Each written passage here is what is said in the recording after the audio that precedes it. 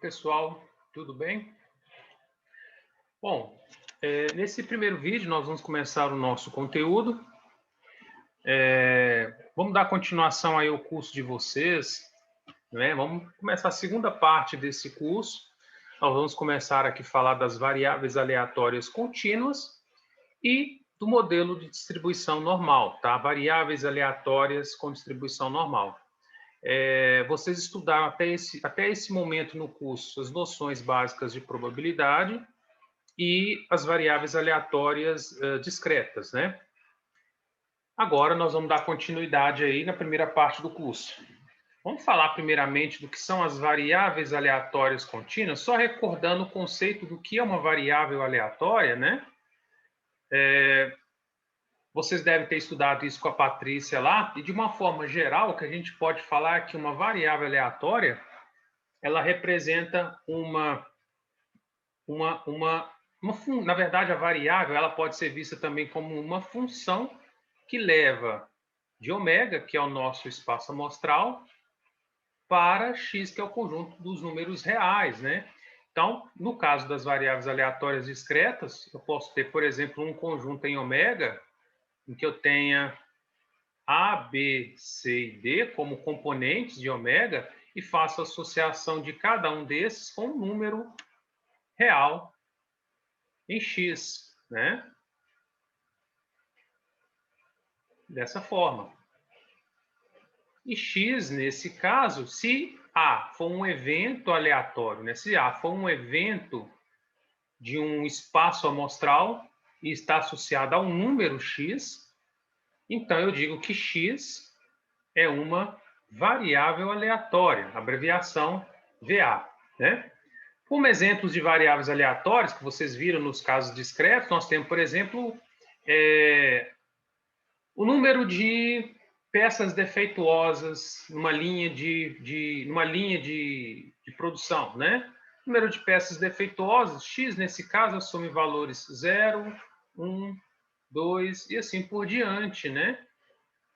Onde 0 estaria associado a um evento em que, numa amostra, por exemplo, de 5 peças, você teria todas não defeituosas. 3, 4, 5, né? No caso 1, estaria associado ao evento no meu espaço amostral, onde uma peça é defeituosa. Poderia ser, por exemplo, a primeira.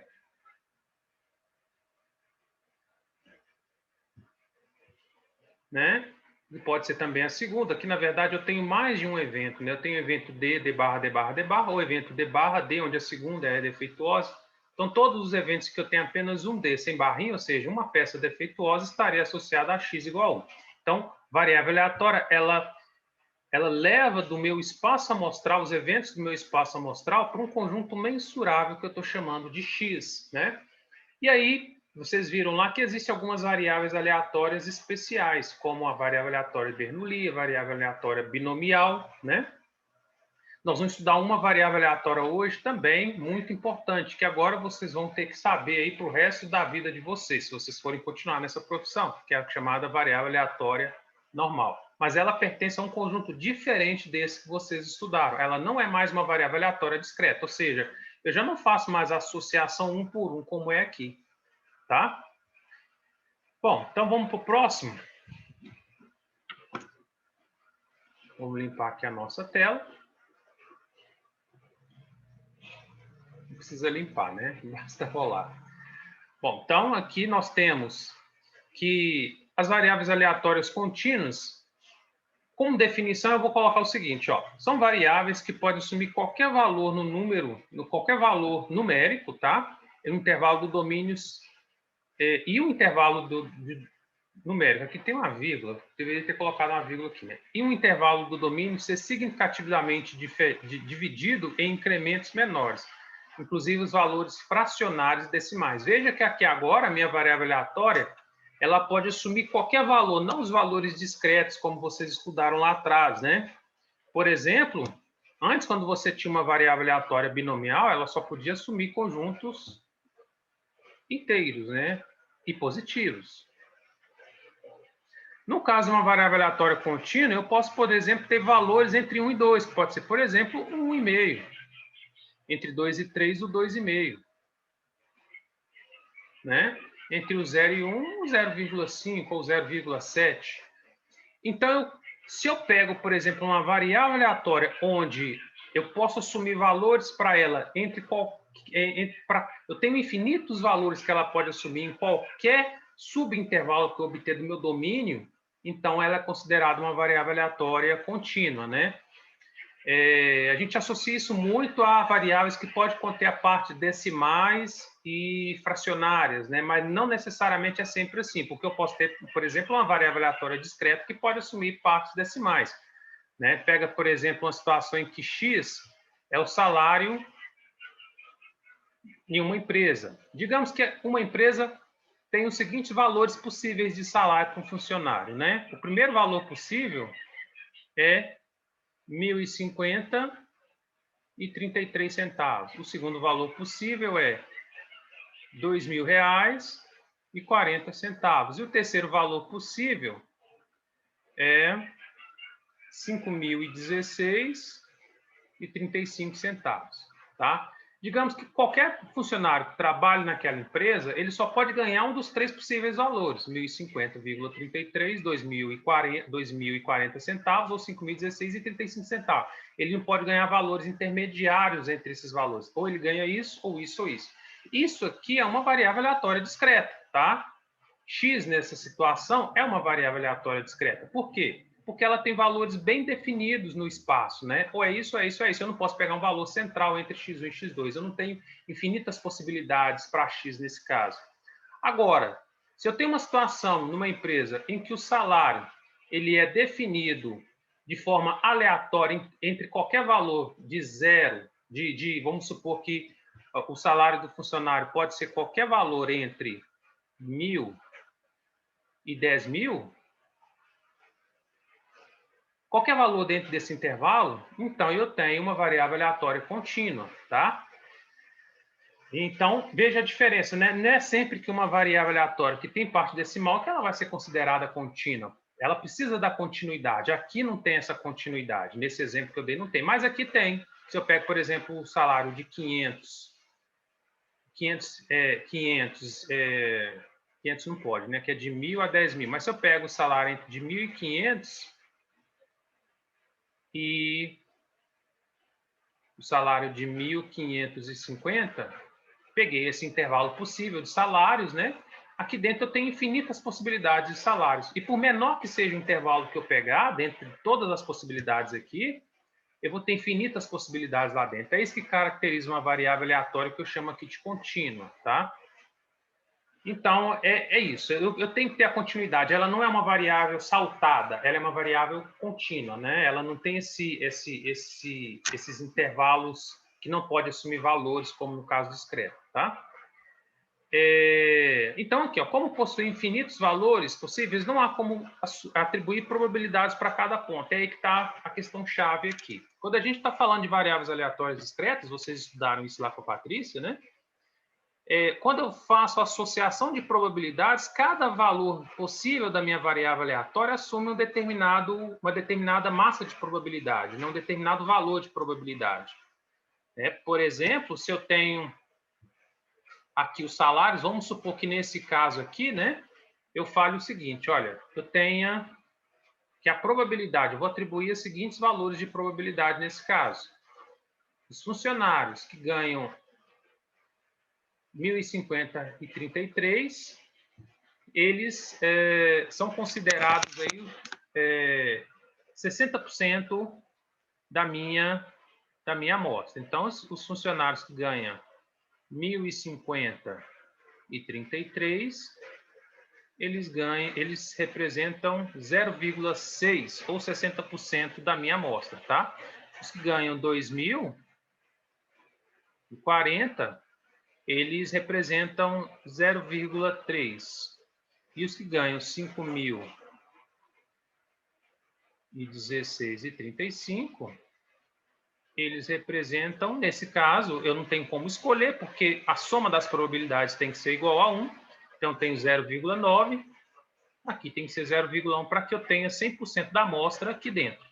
Então, 0,6, 0,3 e 0,1, totalizando 100%, ou igual ou 1. Né? Então, veja que aqui eu estou atribuindo probabilidades para cada valor possível da minha variável aleatória. Mas no caso das contínuas eu não consigo fazer isso, porque se eu tenho infinitas possibilidades no intervalo, eu não tenho como assumir valores, né, de probabilidade para cada ponto ali, né? E o que a gente vai fazer nesse caso? A forma de atribuir probabilidades no caso de variáveis aleatórias contínuas é um pouquinho diferente.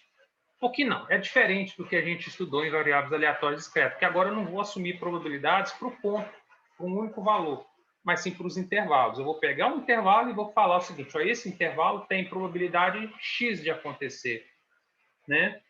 Aí eu resolvo o problema, tá? Então, vamos pegar um exemplo aqui. Vamos pegar um exemplo em que a minha variável X, ela é uma variável contínua. Eu vou falar que essa variável, ela é o peso. Eu vou afinar um pouco essa linha aqui, ela está muito espessa.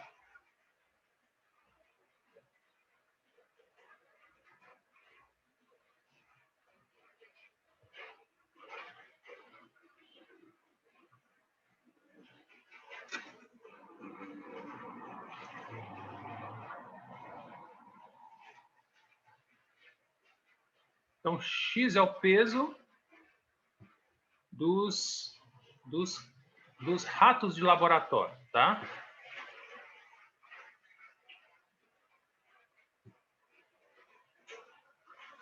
Bom, o que eu vou fazer agora? Vamos supor que eu vou fazer o seguinte, eu vou fazer as seguintes atribuições de probabilidade para essa variável aleatória. Então, se x for uma variável que está em um intervalo de 0 até 10, né? Se eu tenho que o rato ele tem um peso entre 0 e 10 gramas, vamos colocar aqui como sendo gramas, tá?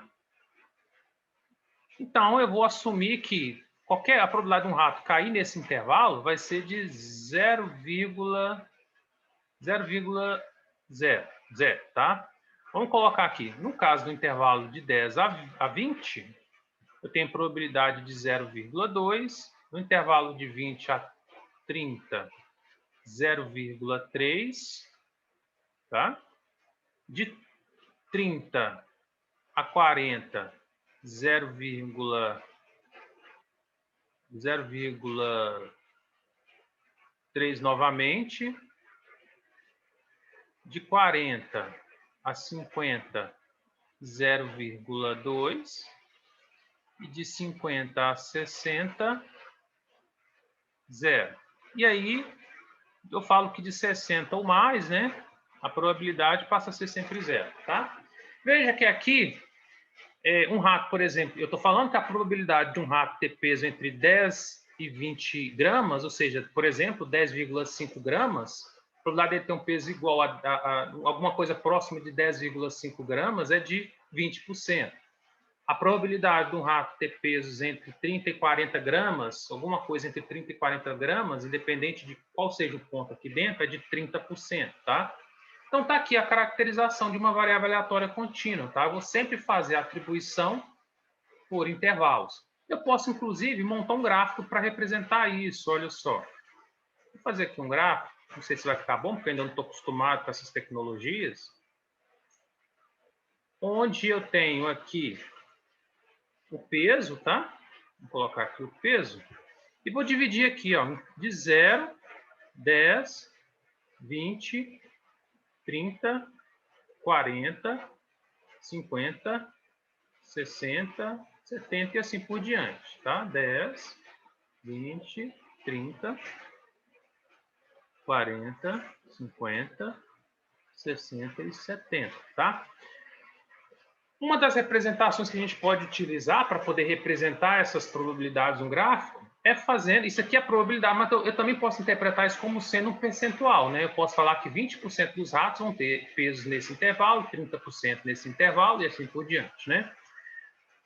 Eu vou representar esses percentuais ou essas probabilidades em função de barrinhas, tá? Então, e a área dessas barrinhas vai ser representada exatamente pelo valor que está aqui, ó. Tá certo? Então, vamos supor o seguinte, que de 10 a 20, 0,2 eu vou representar aqui uma barrinha, assim como a gente faz no histograma. É um histograma, na verdade, né? E essa área aqui dentro dessa barrinha, ela é igual a 0,2, tá? De forma que eu vou ter aqui uma altura, uma função f de x nessa altura, que não vai ser exatamente a probabilidade, porque a probabilidade ela está sendo representada aqui nesse gráfico pela área, tá? Vamos colocar aqui uns tracinhos, ó, né? Se eu sei que a área dessa barrinha ela vale 0,2 e o tamanho do intervalo aqui é de 10, né? Eu consigo calcular a altura aqui, ó, o valor da função f de x aqui. Por quê? Porque se eu tenho uma barra perfeita aqui, né, um retângulo, eu sei que a expressão para cálculo de área de retângulos é a base vezes a altura. Base vezes a altura me dá a área do retângulo. E se eu quero encontrar aqui, no caso, a altura, que é exatamente a minha função f de x aqui, basta fazer 0,2 dividido por 10. Eu vou ter que 0,02, tá? A outra parte, eu vou fazer para todos, ó, para 0,3. Eu coloquei a barrinha um pouquinho maior, porque ela tem uma área maior, né, de 0,3, tá? Então, aqui eu vou ter 0,03, né, fazendo a mesma continha, 10, que é a base, né, 30 menos 20, 10, 0,3 dividido por 10, 0,03 é minha altura. Vou fazer a mesma coisa para de 30 a 40, o valor é o mesmo, né? 0,3. Vamos apagar isso aqui. Ficou um pouco ruim isso aqui.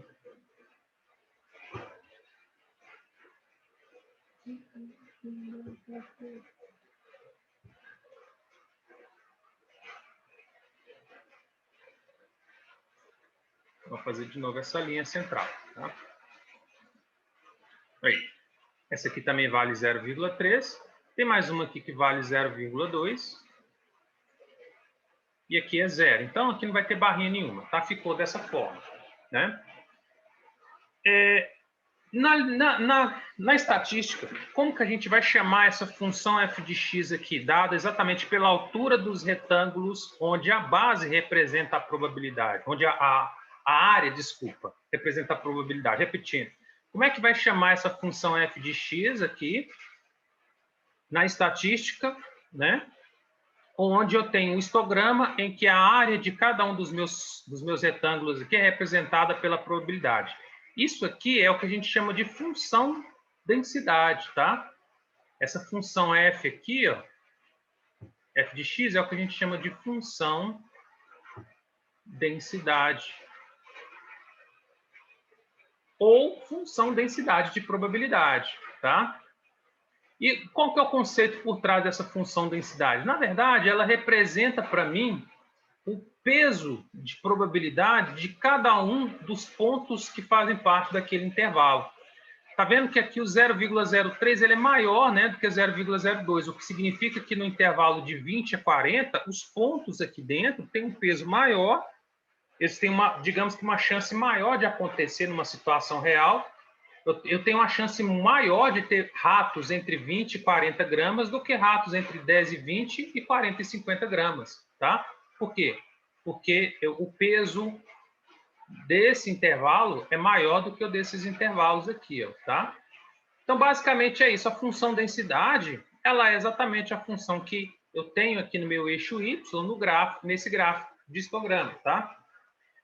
Note o seguinte, eu tenho aqui uma amostra, né? Eu posso falar o seguinte, olha, nessa situação, vamos supor que esses valores 0,2, 0,3, 0,2 eu tivesse estimado a partir de uma amostra, né? Vamos supor que eu fui lá, coletei uma amostra de tamanho de 20, observei 20 ratos, e desses 20 ratos eu observei que 30% tinha pesos entre 10 e 20. E aí eu falei, olha, então eu vou atribuir as probabilidades do rato ter entre 10 e 20 quilos como sendo de 0,2. Vamos colocar aqui 0,2. Coloquei 0,3, mas na verdade eu queria dizer 0,2, tá?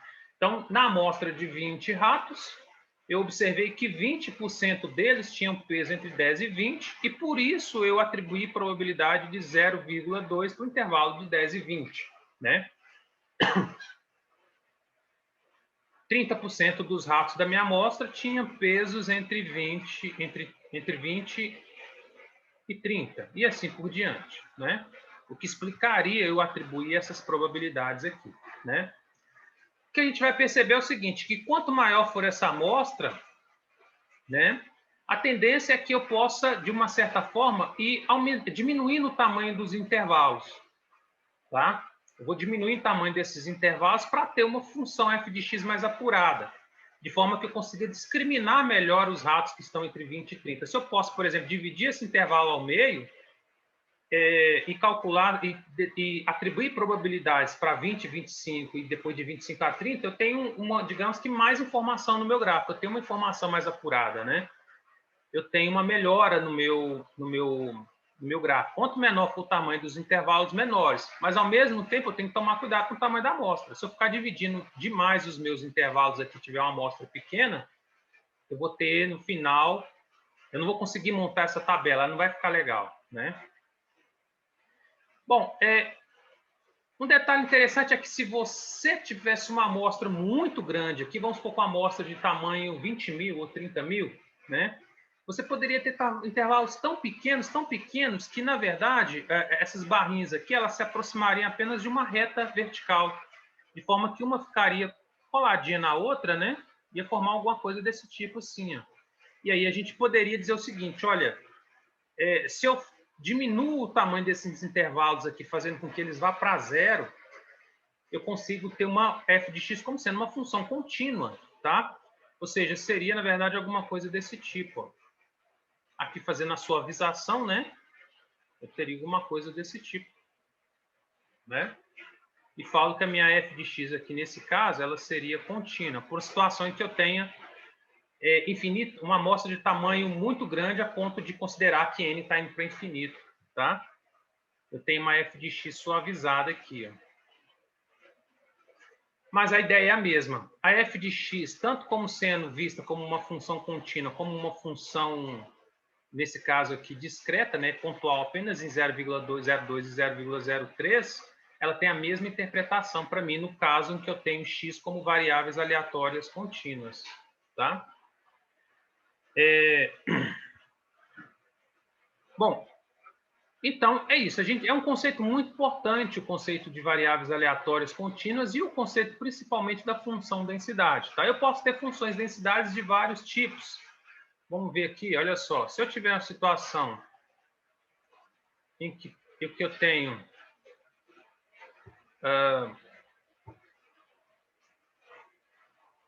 aqui eu já, na verdade, eu estou falando de função densidade, uma variável aleatória contínua. Eu já, na verdade, eu já exemplifiquei lá em cima, né? Então tá aqui, ó. A função densidade de probabilidade, a função densidade de uma variável aleatória contínua, é uma função matemática, né? É a nossa f de x que representa a frequência associada a cada ponto da VA.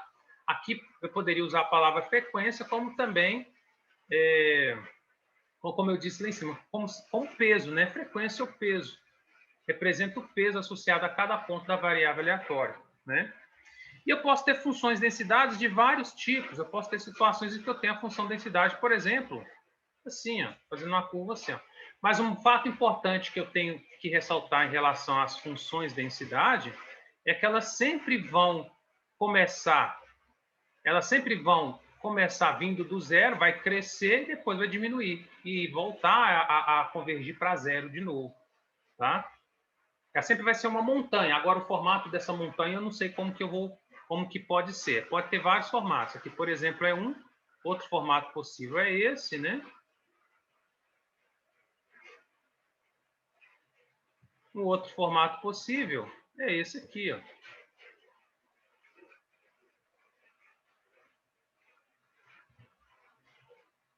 Aqui eu digo que eu tenho uma função densidade que é assimétrica, né? Assimétrica à esquerda. Aqui ela é simétrica, né? Porque se eu divido ela ao meio, eu tenho um espelhamento, então aqui eu tenho uma função densidade simétrica. E aqui, novamente, assimétrica, à direita. Tá? Simétrica, porque se eu dividir a minha função ao meio, né, se eu dividir meu gráfico ao meio, o lado esquerdo é exatamente igual ao lado direito invertido, tá? E eu posso ter diversos formatos para essa função densidade, tá? E um dos formatos mais importantes que a gente vai estudar aqui é exatamente o formato normal, que é exatamente o formato da minha função densidade, parecido com esse aqui, ó, onde eu tenho uma curva simétrica, tá?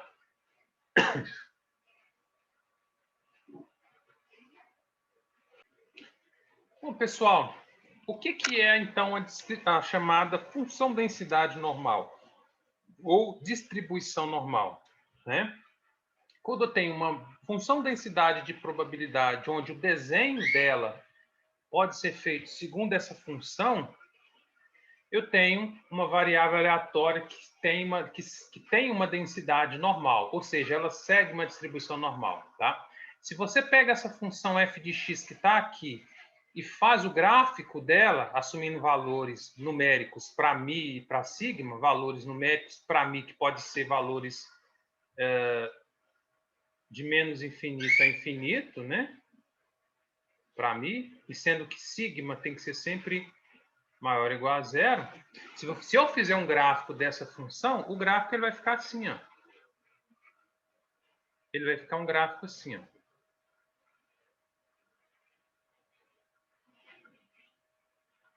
Que é uma curva de função simétrica, né? Como eu disse lá atrás. E a gente vai falar das particularidades dela daqui a pouco, tá? Essa função f de x que eu estou representando aqui, como eu disse, ela vai ser dada, ela pode ser construída a partir dessa função. Nós não vamos fazer o uso dessa função aqui no nosso curso em momento algum, tá? Vocês vão ver isso. O que a gente precisa, na verdade, é identificar bem as propriedades dessa curva aqui. Nós vamos trabalhar com essa curva, mas não com essa função aqui. Mais tarde eu vou explicar o que significa isso, tá? Se eu pego, por exemplo, essa função densidade aqui, faço um gráfico dela, né? Veja que ela envolve x, que é a variável aleatória, tá? X.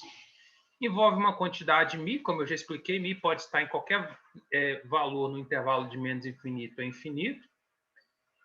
E se eu representar esse valor de μ nessa função, a gente vai ver que ele vai ser exatamente o ponto máximo dela aqui, ó. Ele vai ficar aqui, ó. Tá?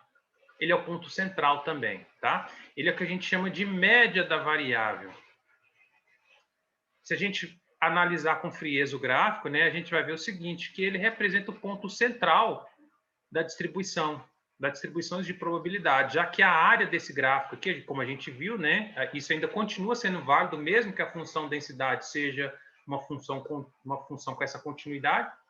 Então, eu tenho a área semelhante do lado de cá e do lado de cá, e no final a média vai ser exatamente o ponto central, que é exatamente esse μ, é a minha média, tá? E sigma é o desvio padrão. Esse desvio padrão aqui, ele está associado diretamente à dispersão dos dados em relação a essa curva, tá? Vou falar melhor disso daqui a pouco, né?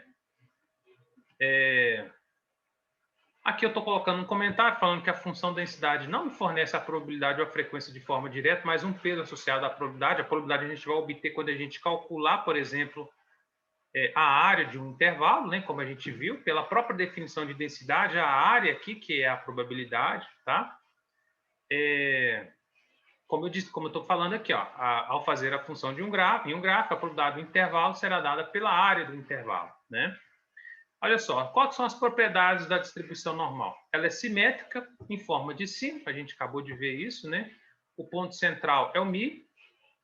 O parâmetro sigma reflete o grau de espalhamento da distribuição, tá? Então, se eu tenho, por exemplo, uma curva normal, onde eu tenha, por exemplo, um valor, digamos que alto de sigma, eu vou ter um espalhamento maior de sigma. Sigma é meu desvio padrão.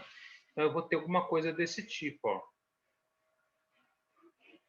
Muito espalhamento, tá? Eu estou pegando a massa de probabilidade, estou espalhando mais. Agora, se sigma for um valor baixo, esse aqui eu vou chamar de gráfico A, e esse aqui eu vou chamar de gráfico B. Olha só.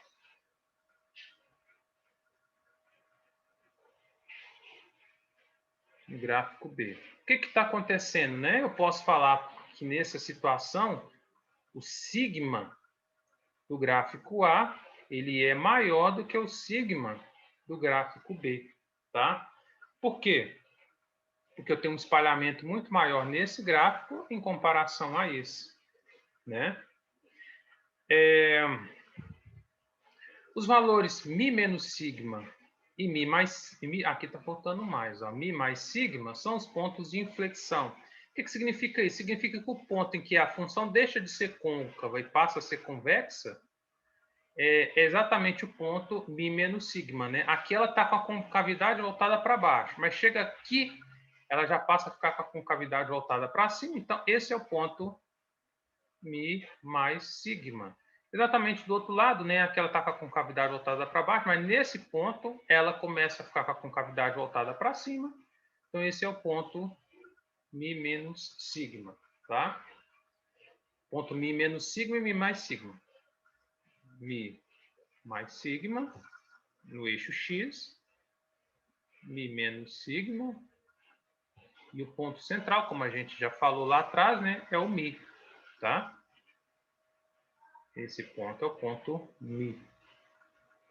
Então, esse é meu gráfico A, esse é meu gráfico B, tá? Onde sigma é maior que sigma B.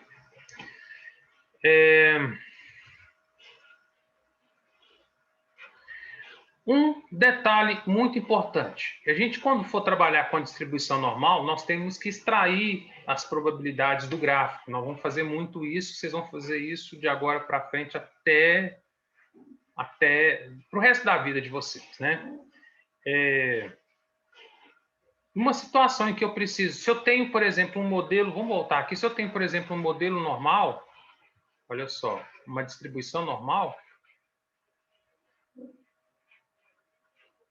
e, por exemplo, no caso dos ratos, vamos supor que eu falo que X é o peso dos ratos, vamos supor que os ratos eles têm uma média de peso de 30 gramas, e eu quero calcular, por exemplo, né, a probabilidade de um rato ter entre 30 e 40 gramas. Eu vou representar em termos de probabilidade da seguinte forma.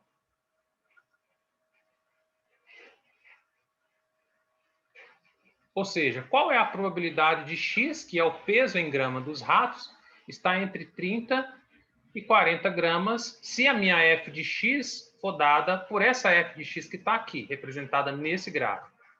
Tá? E se x aqui é o peso dos ratos.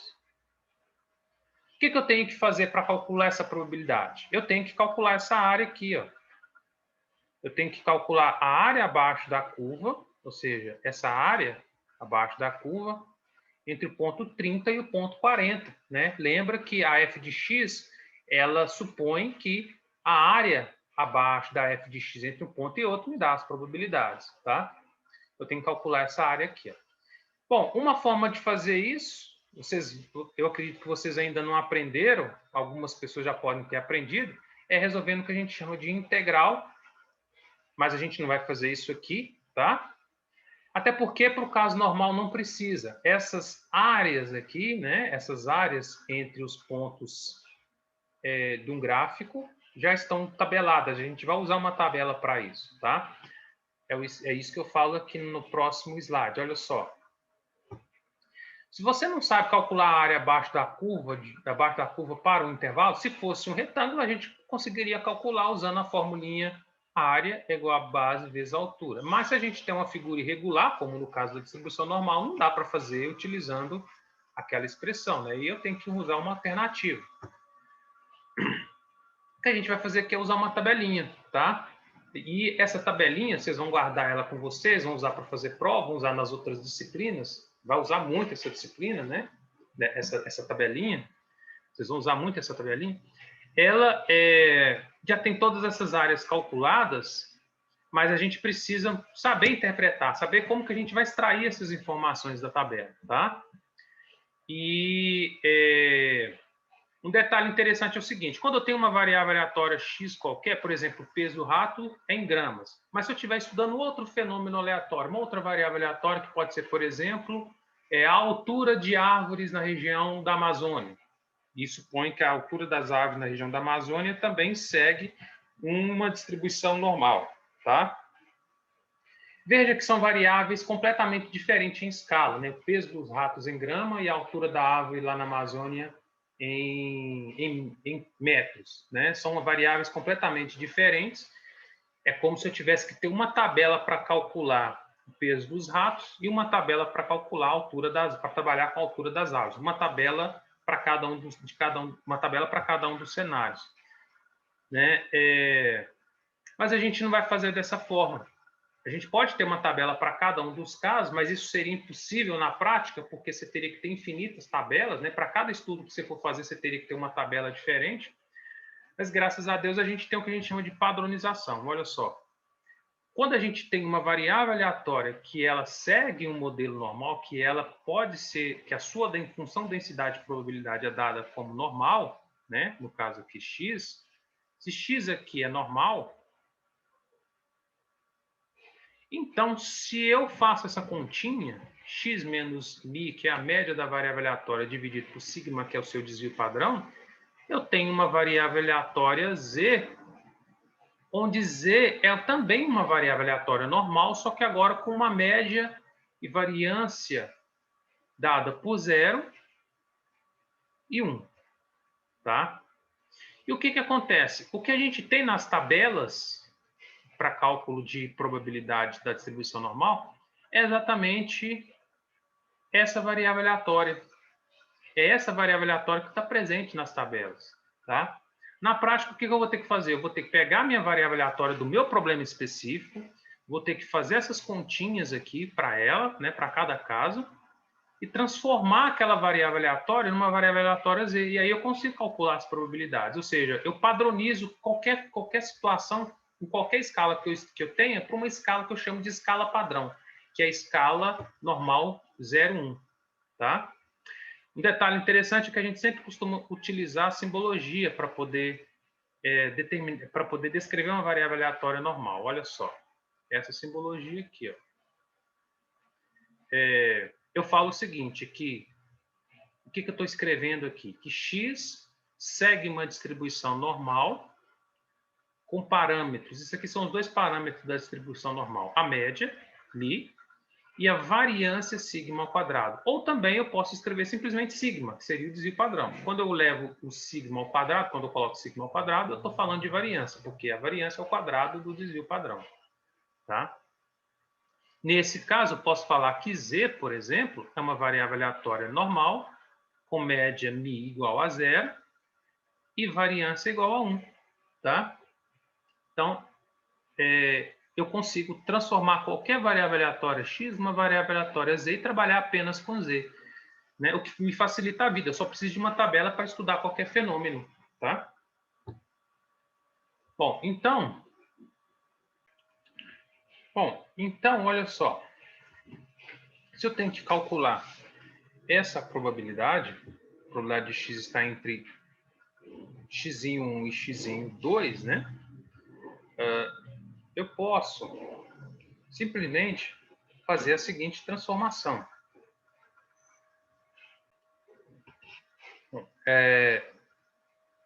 Eu posso falar que a probabilidade de x1 está entre x1 e x2 é igual à probabilidade de z está entre x1 menos mi sobre sigma e x2 menos mi sobre sigma, né?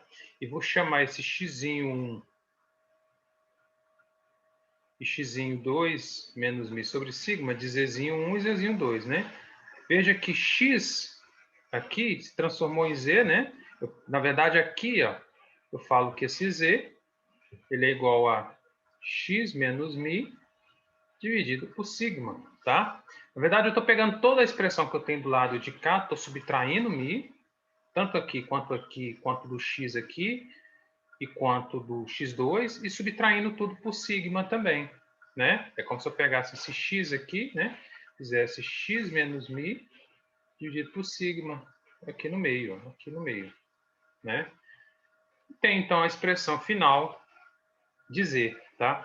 E agora é o seguinte, eu posso usar, ao calcular essa probabilidade, eu estou calculando essa também.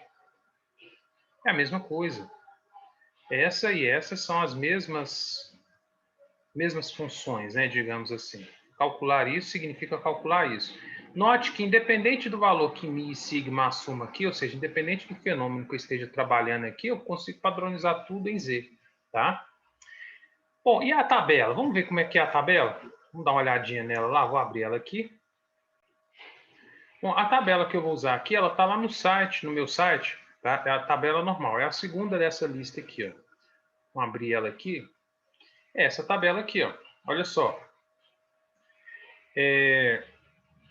O que a gente tem que fornecer para a tabela? Vamos ver o que a tabela fornece para a gente. Vamos voltar lá para a nossa apresentação. Para uma tabela normal qualquer, né? A gente chama aquela tabela de tabela normal. Se eu quero, por exemplo, calcular a probabilidade de Z estar entre 0 e Z2, tá? Basta fornecer o valor de Z2 para a tabela, que a tabela me fornece essa probabilidade aqui, ó. Então, o que a tabela vai sempre me dar, se eu tenho um gráfico normal, vamos colocar ele aqui, um gráfico normal, ela sempre vai me dar essa área aqui, ó. Zero. Agora eu estou trabalhando com a distribuição normal padrão, né? É a minha distribuição padronizada. E Z2. Se eu forneço um Z2 qualquer e consulta a tabela vai me dar exatamente essa área aqui, ó. Né? E a tabela só me fornece essa área, de 0 até um ponto que eu fornecer para ela, tá? Mas e se eu quiser calcular uma área diferente dessa? Por exemplo, uma área que vai de Z1 a Z2, onde Z1 não é necessariamente zero, né? Por exemplo. Ou se eu quero calcular, por exemplo, essa probabilidade aqui, a probabilidade de Z ser menor que um Zzinho qualquer, né? Eu posso calcular essas probabilidades aqui pela tabela?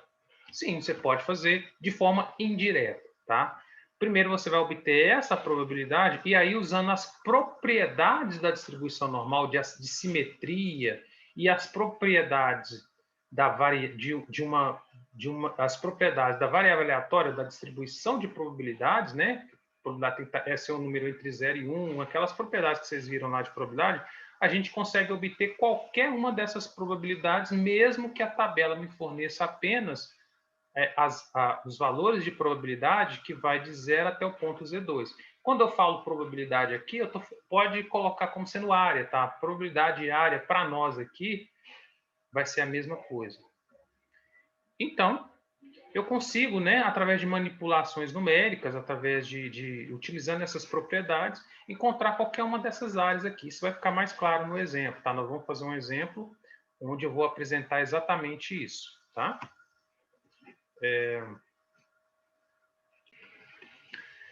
Bom, vamos olhar esse exemplo aqui, vamos ver como é que a gente obtém esses valores a partir da tabela. Olha só, vamos pensar na situação que eu tenho o erro de medida de uma balança, tá? Então, considere o erro de medida entre a balança e o peso real, tá? Vamos supor que você tenha uma balança qualquer em que ela tem um erro de medida. Você não consegue, quando você sobe nela, ela não vai te dar o seu peso real, mas sim uma aproximação do seu peso. Então, existe um erro ali no valor daquela balança, tá? Vamos pensar no seguinte, eu vou falar que o erro de medida daquela balança vai ser dado pelo peso fornecido pela balança menos o peso real da pessoa, tá?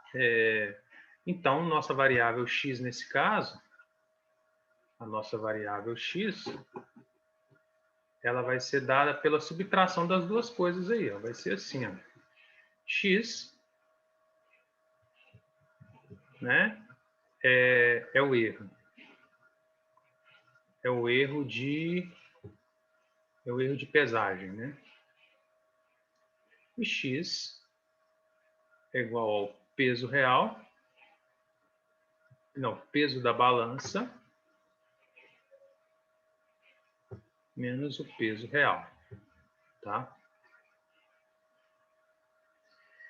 E digamos o seguinte, que essa variável x aqui, ela pode ser descrita como uma variável normal, tá? Ou seja, se eu fizer um gráfico da f de x, das probabilidades associadas a x, né? Eu tenho um gráfico em formato de sino, onde a média é 0 e a variância é igual a 1. Eu tenho um gráfico, então, onde o ponto central, o ponto médio, é 0, tá? Esse é o valor central, ou seja, mi é igual a 0.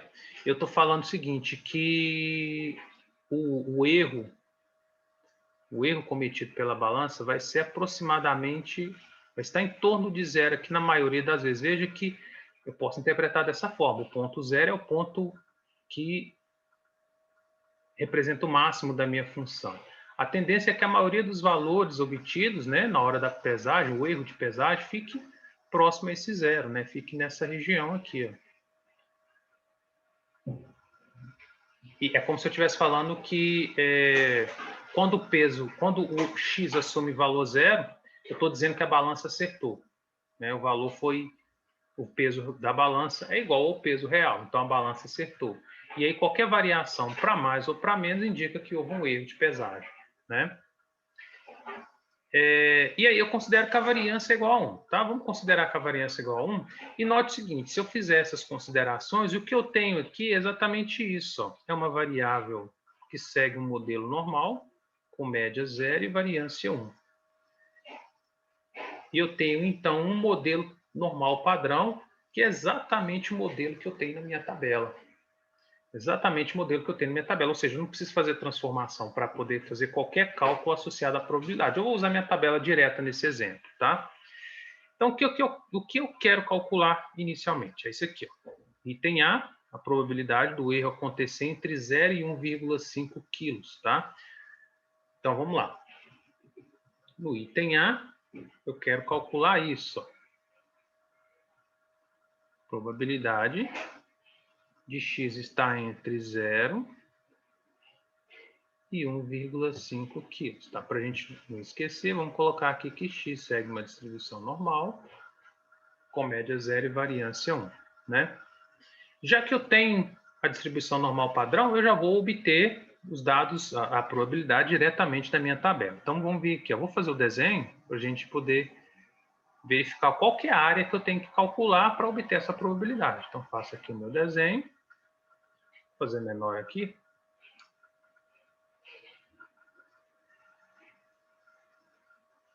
Fazer aqui, ó.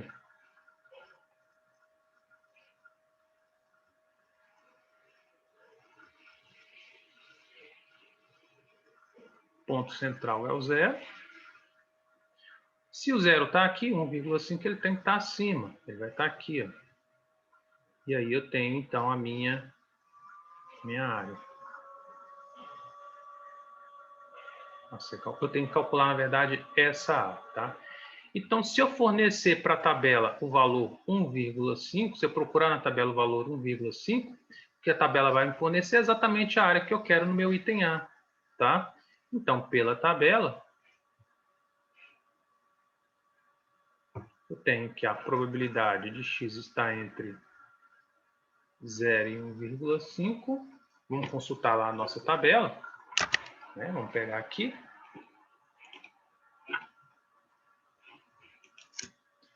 Olha só, o valor 1,5, como que eu consulto? O primeiro valor dessa coluna aqui é a unidade, tá? Então, 1,5, tá aqui, ó. Depois da vírgula é exatamente a primeira casa decimal. Se eu tiver uma segunda casa decimal, aí eu faço a consulta aqui nas colunas, tá? Se eu tivesse, por exemplo, que consultar o valor 1,57, né? Eu teria que vir aqui, ó, 1,57, seria 0,4418, tá? Mas como eu quero 1,5 ou 1,50, eu vou pegar o valor 0,4332, tá? Então, vamos guardar esse valor aqui, ó. É o valor, olha só, vamos colocar aqui, ó. 1,50, tá? Aqui, ó. Cruzamento dessas duas colunas, 0,4332. 4332. Então, voltando lá para o nosso exemplo, né? Eu falo que isso equivale a 0,4332.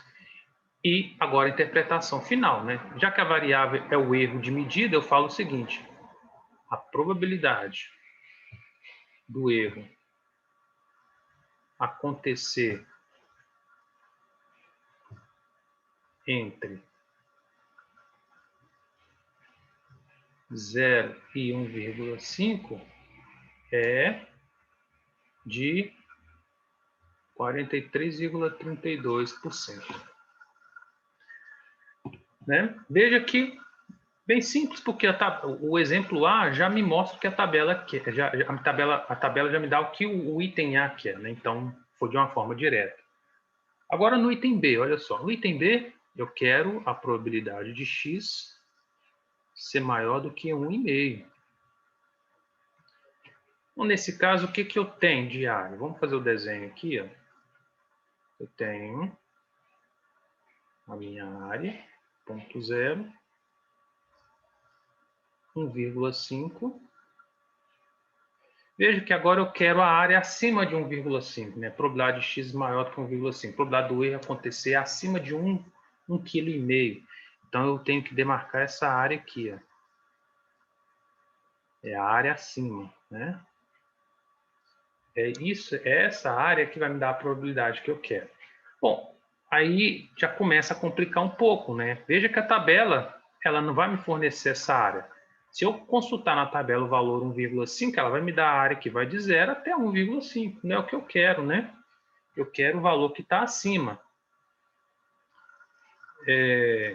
Eu não tenho como obter esse valor de forma direta pela tabela, mas eu tenho que lembrar das propriedades da distribuição normal e das propriedades de probabilidade. Primeiro, se a distribuição normal ela é simétrica, significa que o gráfico do lado esquerdo ele tem a mesma porção de área do gráfico direito, tá? E também, se eu sei que isso aqui é uma distribuição de probabilidade e a área equivale à probabilidade, então a área total tem que ser igual a 1. Essa área total aqui, ó, tem que ser igual a 1, ou 100%. O que indica para mim que cada banda do meu gráfico tem uma área de 0,5. Do lado de cá e do lado de cá também tem uma área de 0,5. Né? Se eu tenho uma área do lado esquerdo, né, do centro à direita, né, do centro à direita do meu gráfico, como sendo 0,5, e a tabela me fornece exatamente a área, essa área aqui, né, essa área de 0 até o ponto 5, se eu fizer a área total menos essa parte, eu tenho exatamente isso aqui, é o que eu estou querendo, né? Então, eu posso falar que a probabilidade de x ser maior do que 1,5, ela é igual à probabilidade da área, eu posso falar que ela é igual a, na verdade, a área total à esquerda, né, que é 0,5, vai ser 0,5, menos a área que vai de 0 ao ponto 5, ou seja, menos a probabilidade de x estar entre 0 e 1,5. Né? Mas essa probabilidade aqui, a gente já tem calculada no item A. Ó. Né? E agora eu tenho que encontrar aqui uma calculadora. Então, fazendo as continhas pela calculadora, nós temos o valor de 0,0668, ou 6,68%. Né?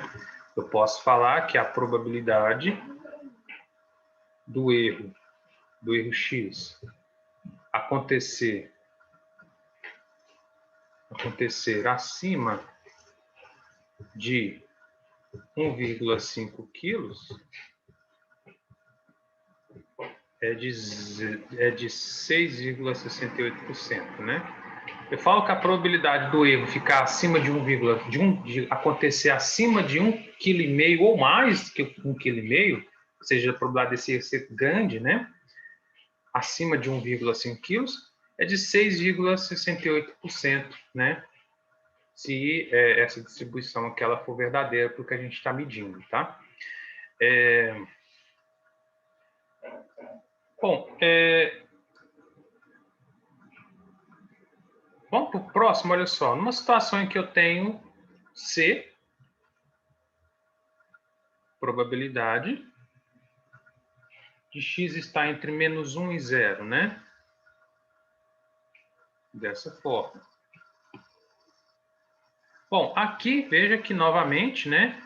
O que está sendo dado não está na tabela, olha só. Ponto central, 0. Se 0 está aqui, o -1 está aqui, ó. Né? Eu quero exatamente essa área aqui, ó.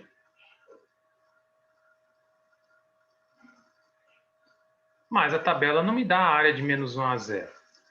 Porém, o que eu tenho que consultar na tabela é a área de 0 a 1, né? De 0 a 1. A área de 0 a 1, por simetria, ela tem que ser igual à área de -1 a 0, seguindo as propriedades aí da distribuição normal. E se eu tenho, então, essa área, eu tenho essa, né? Consulto na minha tabela, então, o valor 1,00 é esse, né? 1,00, 0,3413. Voltando lá, eu tenho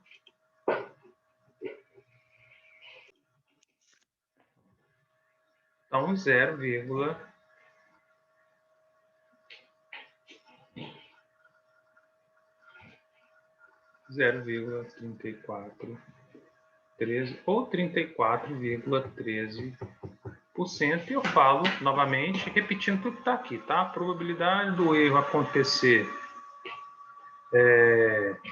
entre -1 e 0 é de 34,13%. Tá? Bom, então é isso. Eu vou parar esse vídeo aqui. No próximo, nós continuamos a resolução desse exercício com os próximos casos. Tá? Então, obrigado e até lá.